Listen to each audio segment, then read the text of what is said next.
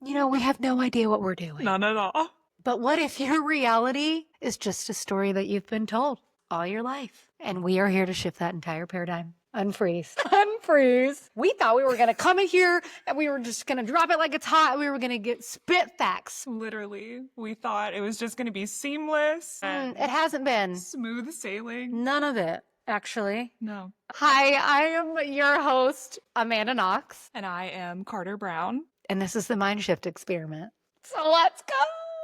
Let's get started. And soon we will have a really good intro. But today is not that day. Start messy. Start messy. But you know what? At least we started. So Did it? We did. Okay, we're just going to get right into it. It has been a really intense journey of figuring out who we are, where we wanted to be, where we're going, which still feels a little unknown, but we have the drive and we have the vision and we know what our purpose through this is. And I feel like that's where you start. Well, I feel like we would be gatekeeping if we didn't share this. True. This is true. And, this entire thing stemmed from a call we did for our business that expanded people's minds and businesses in a way that they've never seen before. We had the feedback that people had been in corporate and sales and in the industry for decades and had never gotten the golden nuggets that we were dropping. And we were like, okay, we're on to something, which we both knew, but how it coincided was just so beautiful that we were like, let's do something with this. So that's how that was born. Do you want to introduce yourself? I think that we both have always wanted to do a podcast. Yes. We've just never felt right about the content. Conspiracies always really interested in me, but I don't think I ever wanted to let that be the permanent platform. Bang. It has segued into this. Conspiracies got me to this point. Hopefully. But for me, it was just this realization that having a mindset of gratitude literally will change your life. And if you keep that at the center of every moment, you can get through anything that potentially that you think would ruin your life or get you to the next level of life. And having that mindset of gratitude establishes. I'm grateful that you had construction workers just walk in right now and the dogs barked and you get this whole new bathroom because of that. I'm grateful for Praise that. be. Me too. Yeah. Literally, you just think instead of being frustrated that the dog just barked, be thankful about why the dog just barked. Because there's construction workers finishing her dream bathroom for her boys. You know what? It's all perspective. Perspective. Exactly. That's all it is. I think with that, we need to do a little introduction. Okay. I am a mama of 3 boys. I consider myself a middle mama, which is such a weird place to be because my children are not babies. They are not teenagers. I am smack dab in the middle where I am bruh most of the time and trying to channel that because I also don't feel old enough to have children that age. It's just a very weird place to be, but I'm enjoying it so much because they're enjoyable. They're fun. I love the sage.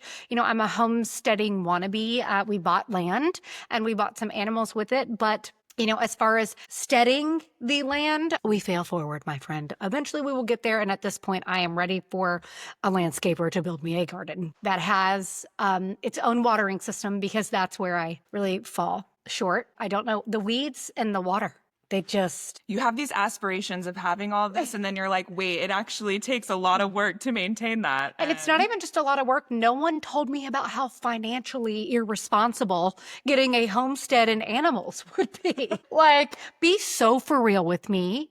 And anybody, no one told me how much money getting chickens was going to be and that essentially they'd become big freeloaders. That's essentially. That hide their eggs in the woods. Mm-hmm. So now I've got to spend more money to build a different coop so they have a run so I can at least get eggs. I mean, that's where we run into. Anyways, I am in direct sales, have been for, oh my gosh, what has it been? Almost 6 years now. I pivoted in such a direction that has absolutely changed my life. This is how I met Carter. I have a team of over 9,000 women now, which is absolutely insane. Our bread and butter is just being able to pour into people and change their lives in a way that really matters most. For me, I think this entire thing revolves around purpose. I had this passion to find a purpose, and my purpose felt small. And what I've been doing, I knew I could make a bigger impact. And watching my life transform around me, it brought everything to the forefront of going, oh my gosh, I know how I'm going to do this. And That's we'll leave it at that for now. That's actually incredible. Yeah. So I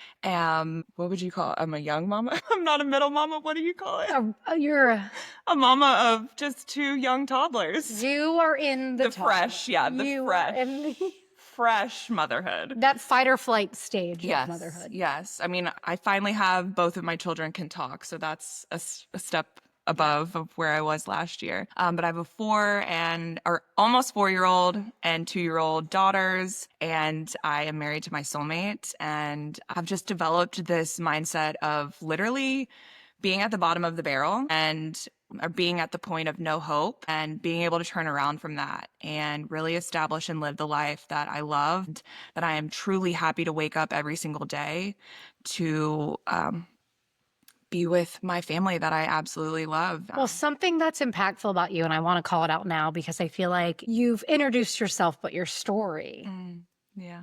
is so wild. And it really brings us to who you are today and what you do and how you do it and how you present yourself and what you offer people, because it's from a place of, I've been through hell and now I'm not there. And I'm coming to show you what it's like to find the other side. Yeah, for sure. So I've had like 8 or 9, I can't remember exactly, leg and knee surgeries. And through all that, I got addicted to painkillers and hid that addiction for probably a year before people caught on. And I operated in a victim mindset then. I wanted to be a victim. I wanted people to feel sorry for me. And I remained in that because I thought, oh, my leg, I have all this pain. It's woe is me. I'm never going to get better. And I didn't for a long time. It got to the point where I shattered my femur and was bedridden for almost a year, had to quit my job, move back in with my parents at 25 years old and live in their guest bedroom. I had no friends.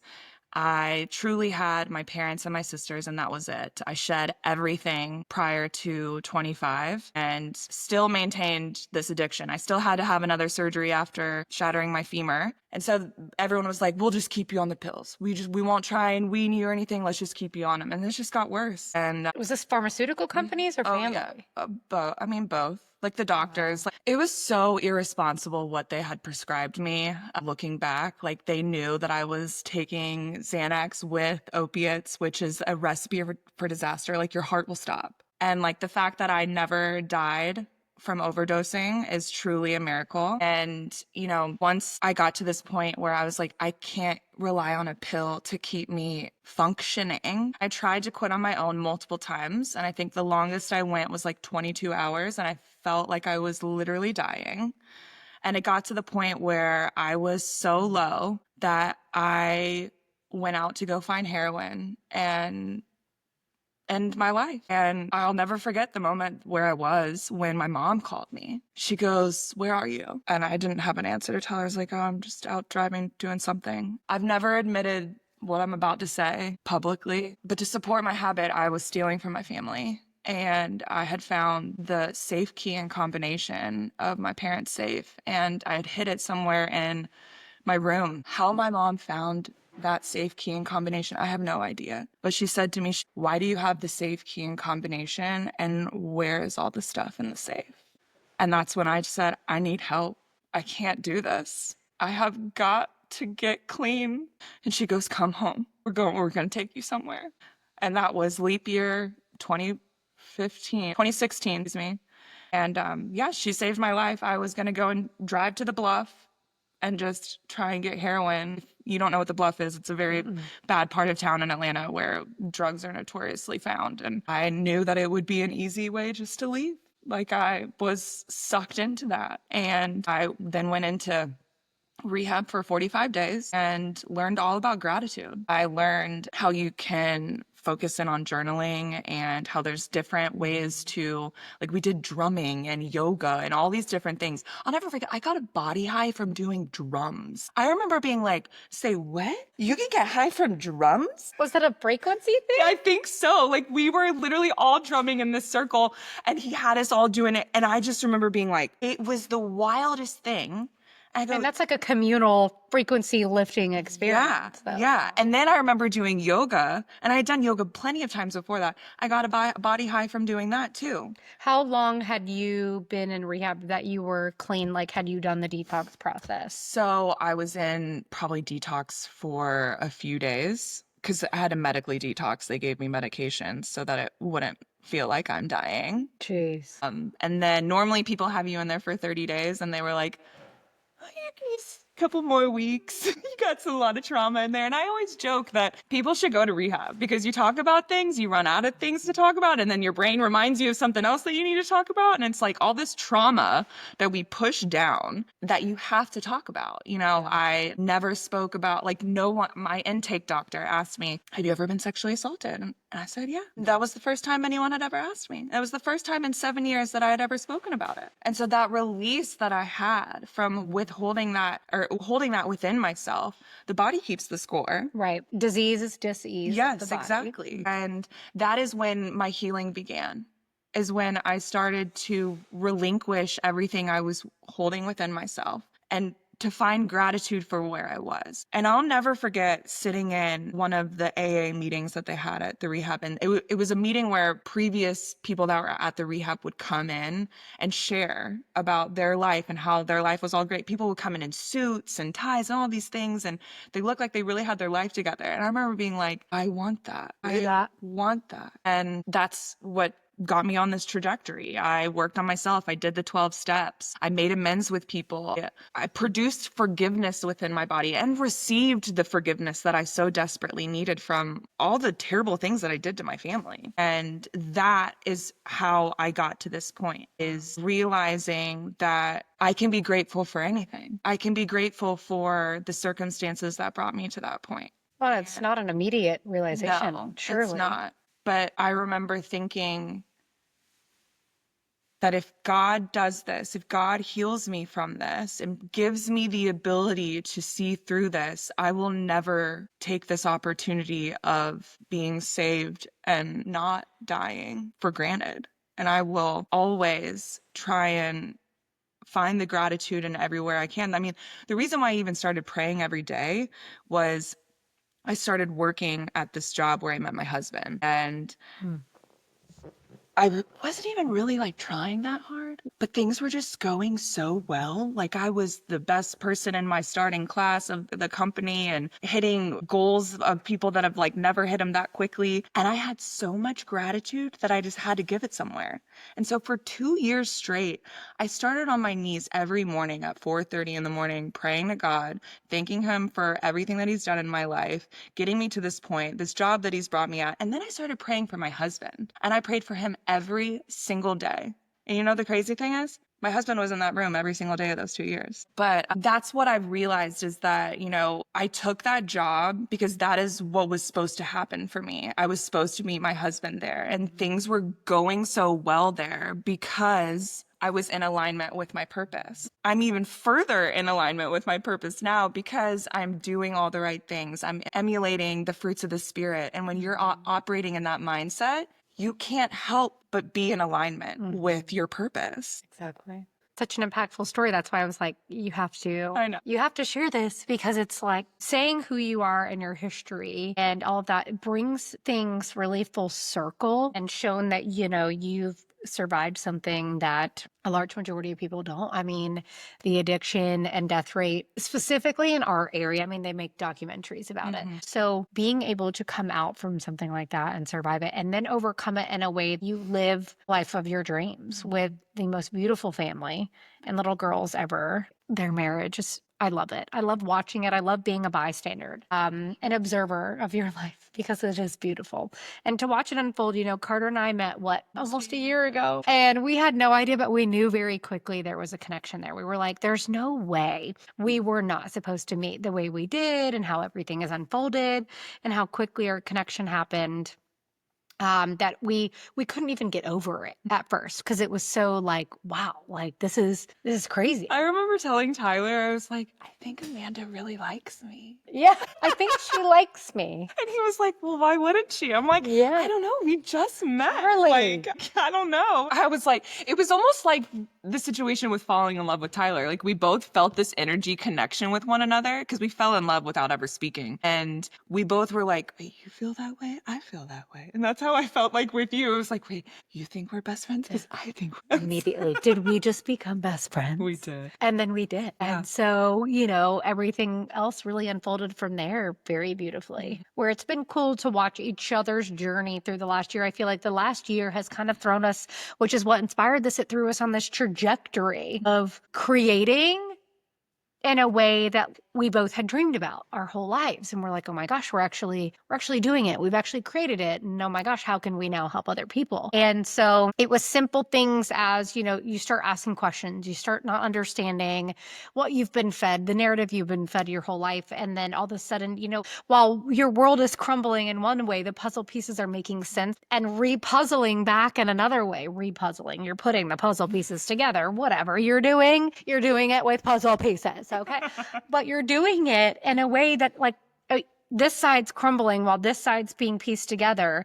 And it all is starting to make sense and encompass the most beautiful realizations that you can ever be thrown ever. And how you handle situationships, I'm going to call them, whether it be with friends and neighbors and family and things like that, finding the peace, the lesson and the gratitude, and then the love in all of it has been, I feel like, what's really gotten us so far. Because what it all comes down to is that we can sit in that victimhood, or we can realize it's a lesson to teach us how to get to the next phase. I've started looking at things like a video game. You're in levels, and you can complete a level by realizing this task, and obviously the harder it gets, the more evolved you're getting and understanding, and so even more difficult things are going to be thrown your way.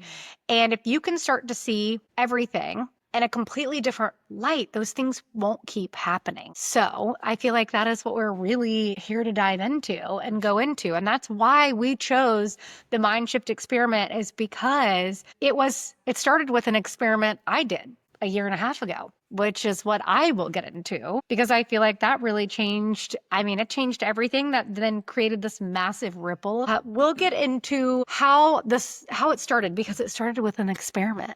I absolutely sit with it, and I'm just like, I can't believe that happened. And then I'm like, wait, yes, I can, because all it took was a belief. So what I will say is, hit a place in life where things are really going well. I was a world-renowned photographer, and I hit a place in my business where I have spent years and countless hours photographing other families, so they had family memories while I'm missing out on my own family memories. And this was during the most crucial time in my motherhood journey, I will say. And I look back on it and I hold a lot of regret and resentment towards myself that I allowed that, because I created a business specifically so that I could be with my children, so that I could be with them and be home and get to do things that people that have to work but work away from their home cannot do. And here's the thing, I didn't have the luxury of not working. I had to be a working mom, and I had all these dreams and desires, and I just didn't know where it was taking me. So I chose something in my creative field that would allow me the freedom to be able to do what I want. And then I just got, when you hit a place in a business like that,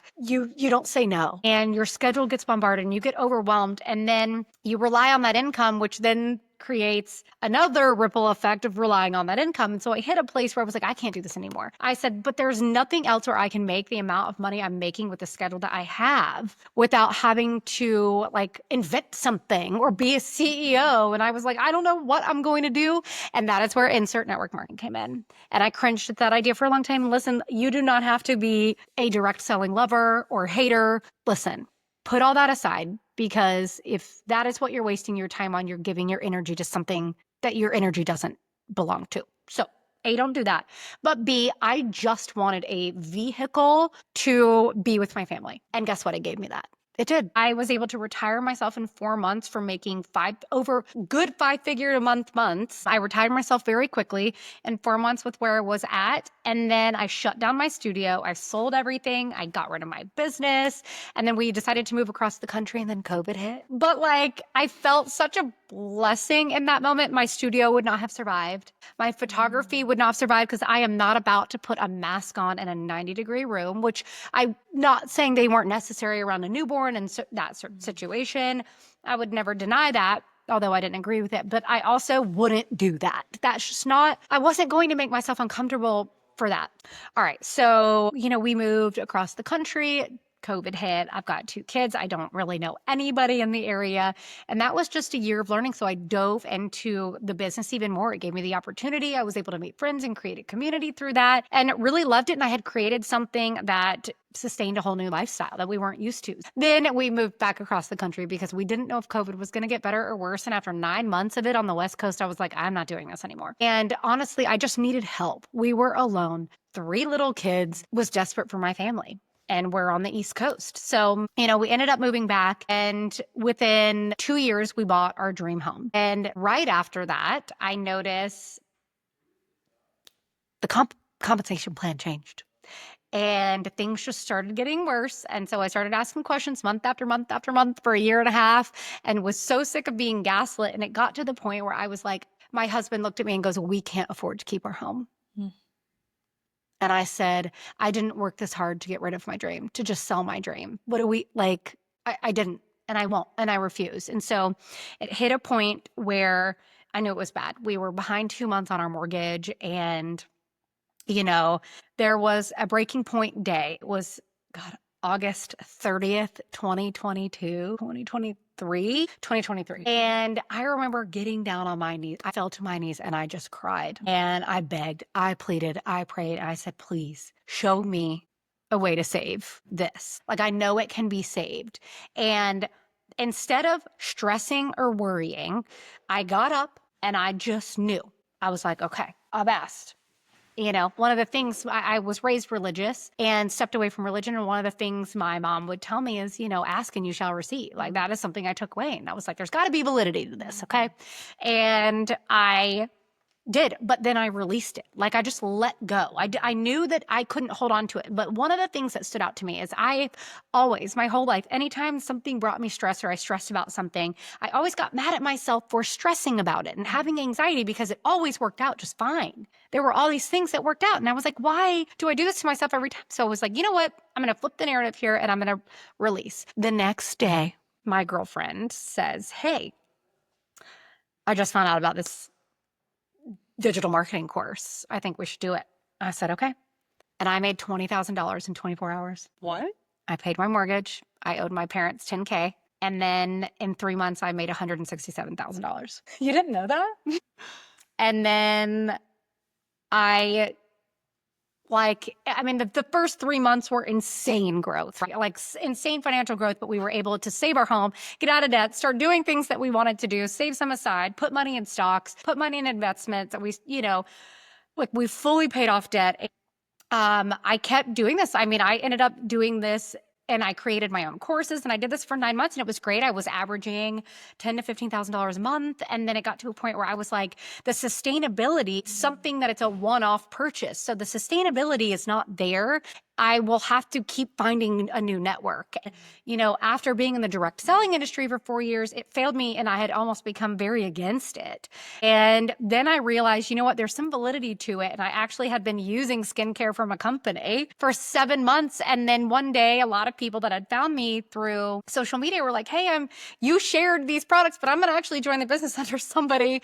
And I'm like, what am I doing? So I decided to join, and within 2 months, I hit the top of that company, met you, and our lives have literally never been the same since. I will say it has been a crazy journey, but that moment of weakness where we went from, tens of thousands of dollars in debt to $36 in the bank account to literally within 2 days, we're up 20K. It was a very surreal experience, and all it took was that innate delusional belief. And once I realized that's all I needed, the rest was history. because it don't like something clicked in my brain. And I was like, wait, if I just know I am going to get this and I'm going to be successful and I release it, this flow, not force concept, then it's mine and I'll be fine. And as soon as I fully embody that, because here's the thing, you can say something out loud, but you can embody it and they're separate. And so embodying and believing and living that way is different than saying it. And so I just started living that way. Every day was that way. And then I started pouring that belief over people that I'm surrounded by, I'm mentoring, that are in my industry and things like that. And then I started, it just was met with realization after realization that, wait a minute, I'm not the only one. And then I started realizing that, oh my gosh, I can manipulate my reality based off of my thoughts, my beliefs, my actions, my mindset. And I started testing it in ways that were little things. You know, when you will randomly have a name pop in your head that you haven't thought of in forever, and then you see them or they call you out of nowhere.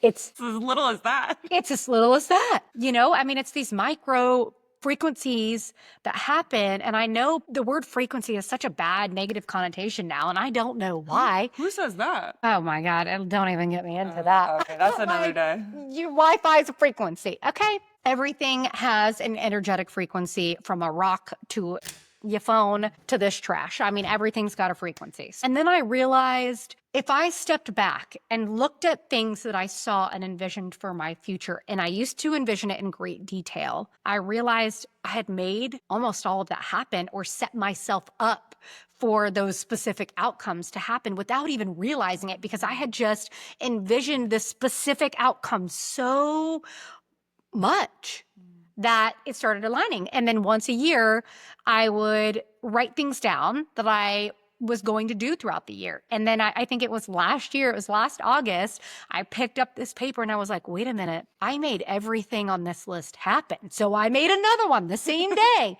I picked it up the other day. I think it was the day like we were talking about it, and I was like, oh my gosh, 99% of it, there's only one thing, and it's the pool house. And that's just because I need a break from construction. But I looked at it and I was just like, wait, there's validity to this. There's no way there's not. And again, I started testing it and testing it and testing it until it dawned on me. I was like, I understand it. I literally think I've hacked the mind matrix. And that was the moment where this kind of was born in a way, because it created the ripple effect to lead me to you and lead us to this and lead us to these conclusions and do the experiments that we have that now we want to show others how to do, because, you know, we all have the free will to make the decisions that will ultimately give us the lives we love or the lives we hate. I think we're both under the impression that we are co-creators with God, yes, for sure. I mean, and that's what a lot of people put things in, either in their own hands or just in his. And there's an in-between that is really missing. You know, that kingdom is within. And nothing is black and white.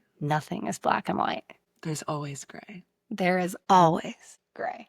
Look at the clothes in the background. Like, we didn't even try. Okay. I want you to let you know that we were like, you know what? We can keep making excuses to not record, which we've been doing for over a month now. But we decided today we weren't going to let any excuse happen. We were going to show up. We were going to do it messy, and we were going to do it. And something that I want to leave you with today, I want you to ask yourself, you know, what beliefs and perceptions do you think create your reality or don't create your reality? I mean, that is the question. See you next time. Bye.